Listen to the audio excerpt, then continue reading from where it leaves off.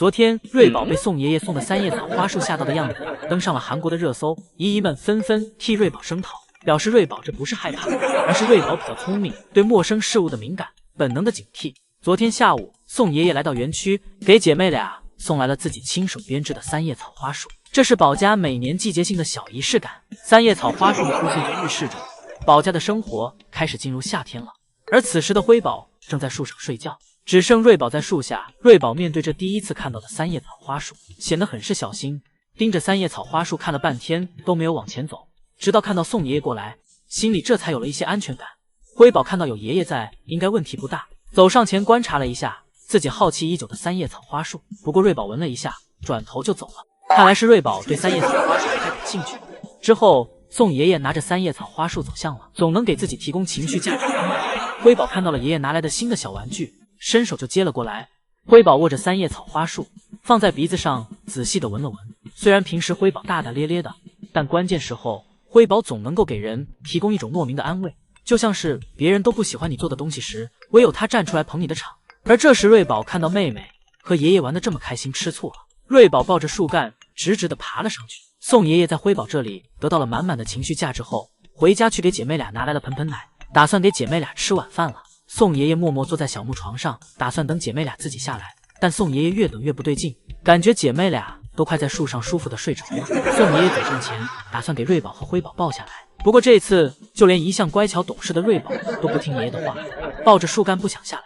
而旁边的辉宝则坐在一旁高高的树杈上看热闹。辉宝知道姐姐不先下去，爷爷是没办法抱自己的。宋爷爷用笑容掩饰着自己的尴尬。等宋爷爷折腾半天从树上下来时，已是满头大汗。宋爷爷之前不是很爱笑吗？现在怎么笑不出来了？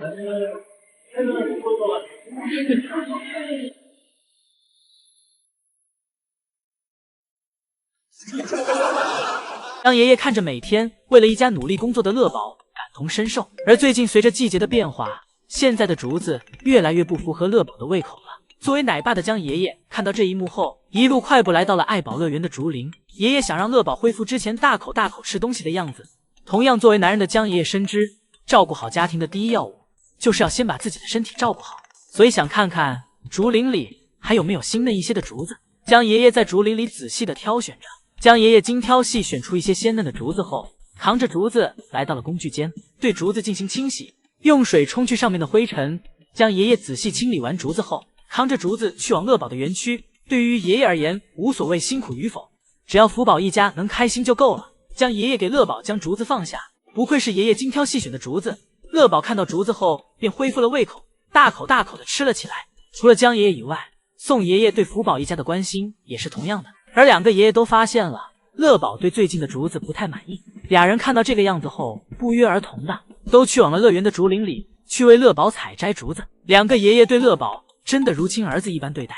宋爷爷采摘完竹子后，一路小跑来到乐宝园区，将竹子给乐宝放好，然后又去到了厨房，拿来胡萝卜，然后对其进行了雕刻，给乐宝准备了一份既可爱又可口的胡萝卜花束。宋爷爷将胡萝卜花束放在了乐宝的小亭子上。乐宝来到园区后，一眼便看到了奶爸准备的惊喜。乐宝对着胡萝卜花束一口就咬了上去。乐宝对奶爸准备的胡萝卜花束很满意。乐宝吃完胡萝卜后，又躺下吃起了爷爷刚采摘的竹子。爷爷看到乐宝这惬意的状态后，脸上也重新露出了开心的笑容。此时，两个爷爷对乐宝以及对福宝一家的爱，已经远超身为饲养员的职责。他们在用自己的爱与感情去照顾他们。昨天年30，辉宝依旧没有逃过爱宝的教育。爱宝是打算给新年画上一个完整的句号，意味着从年头打到年尾。辉宝原本在小滑梯上躺着玩耍，爱宝咬着辉宝的小脑袋，直接给辉宝从滑梯平台上拖了下来。辉宝重重摔在了小木床上。一旁的瑞宝看到妹妹挨打，自己赶紧将头转过去，假装自己没看到，希望妈妈的攻击力别波及到自己。不过实际上爱宝每次在教育辉宝时都只是动作大，实际上辉宝摔得不疼。当爱宝提起辉宝给辉宝扔到小滑梯平台上时，可以明显看到辉宝在即将摔到滑梯平台上时，爱宝将自己的手挡在了辉宝的脑袋后面，以防辉宝磕到脑袋，便用自己的手给辉宝垫着。而由于场面过大，瑞宝此时早已跑走。瑞宝从园区捡了一个竹筒玩具，自己躺在地上玩耍了起来。而辉宝被妈妈压在身下，根本动弹不得。不过辉宝这次没有挣扎的痕迹，看样子应该是很喜欢妈妈这样弄自己。而瑞宝就这样在小木床旁边玩耍着大竹筒，也很快乐。辉宝这里被妈妈反复从小木床上叼到滑梯上，再从滑梯上叼回小木床上，最后重重的从小滑梯上摔了下来。摔下来后，爱宝也没了玩耍的兴趣，转身离开。辉宝在爬上来时已经发现妈妈不见了，而瑞宝这里则从头玩到尾，一直在自己玩耍着，乖巧的样子很是可爱。一会儿，福宝出门营业，福宝躺在室外的小亮台上，贵妃躺在小亮台上，尽显自己那曼妙的身姿，亦或是站起来撕咬爷爷的小吊床。好在爷爷这次选用的布料比较抗造，不然用不了2天就要换新了。福宝眼看在下面拆不了，又爬到小吊床上面。福宝在小吊床上面连蹦带跳的，2个爷爷看了头顶直冒汗，表示幸好是自己亲手制作的，质量有保障。这要是买回来的，对其质量不明确，2个爷爷应该也不敢让福宝这般折腾，指不定哪天小吊床就漏个洞出来。大年初2，依依便早起坐公交车来到了爱宝乐园。依依到达乐园时是8点半，距离10点的开门还有1个半小时的时间。不过依依带了折叠板凳，这样可以保持体力，一会儿可以全力冲向瑞宝和辉宝的园区。等9点40时，爱宝乐园的门口已经人满为患了。10点到了，园区准时开始检票。检票完后，依依便以100米冲刺的速度冲向园区。而今天还是福宝出生的第1301天，体重102.5千克。此时的室内园区里，爱宝和双胞胎都在。瑞宝正坐在小滑梯上吃竹子。瑞宝通过几天的学习，明白了竹子该怎么吃，知道了手里的这种竹子应该只吃竹叶，不再抱着竹茎啃。而辉宝和爱宝则正在小亭子上。随着姐妹俩越来越大，爱宝在小滑梯上越来越不舒服了，便来到了小亭子上睡觉。2米宽的小亭子，想怎么睡就怎么睡。而睡不着的辉宝则在旁边自己玩耍着。而瑞宝这没有了妈妈和自己争抢小滑梯，自己在小滑梯上玩得很是舒适。依依还发现小滑梯上原本的小挡板已被啃去了大半。福宝一家的牙口向来都是这么好。瑞宝在小滑梯上挪来挪去，尽显可爱。一会儿，依依再次排队回来，依依发现还是爱宝更可爱。爱宝翻身到独木桥下面，在下面抱着独木桥一边啃一边往前爬去。爱宝这或许是在为双胞胎姐妹俩清理独木桥，防止双胞胎在攀爬时划伤。一旁的辉宝都看愣了，而瑞宝依旧在小滑梯上玩耍着。一会儿，爱宝下班回家，宋爷爷来到园区陪姐妹俩玩耍。宋爷爷给辉宝递了根竹子，给瑞宝递了块大胡萝卜。瑞宝抱着胡萝卜有模有样的啃着。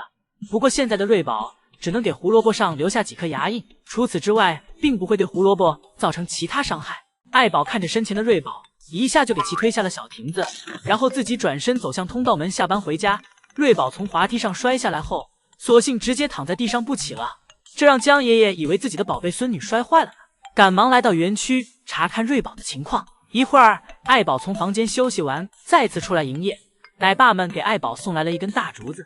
最近一直在吃鲜嫩竹叶的爱宝，好久没吃竹茎了，吃惯了精粮，偶尔尝尝粗粮也是不错的。爱宝就是这般不挑食，眼前的大竹子看上去吃得很是过瘾。而此时，盛熙阿姨正在为福宝放置竹子，以及为福宝的饮水盆添加新的饮用水。盛熙阿姨表示，大概还有15分钟福宝就会出来。此时的江爷爷正在室内园区加紧收拾。江爷爷先给竹子全部扛走，然后紧接着给正在独木桥上的辉宝抱走。江爷爷不再墨迹，防止一会儿姨姨们看不到福宝了。给辉宝抱回去后，此时的瑞宝正在小亭子上睡觉。江爷爷先是轻抚着瑞宝，让瑞宝稍微醒一醒，表示给其抱回家后再睡。瑞宝被爷爷抱在怀里，就像是一个小婴儿一样。江爷爷给双胞胎都抱回去后，给福宝把通道门打开了。福宝先是在通道门口嗅了嗅气味，福宝这是又闻到了妈妈的气味，因为刚才爱宝在这个地方抱着双胞胎玩耍来着。一会儿，福宝来到了室外园区。福宝在小吊床上展示着中国功夫。福宝在小吊床上拳打脚踢，场面激烈的小脚丫都从小吊床里露出来了。江爷爷这时也来到园区，观看自己宝贝孙女这情绪激动的样子。有意说福宝是熊猫界的黄飞鸿，而此时正在吃竹子的乐宝莫名成了黄麒英。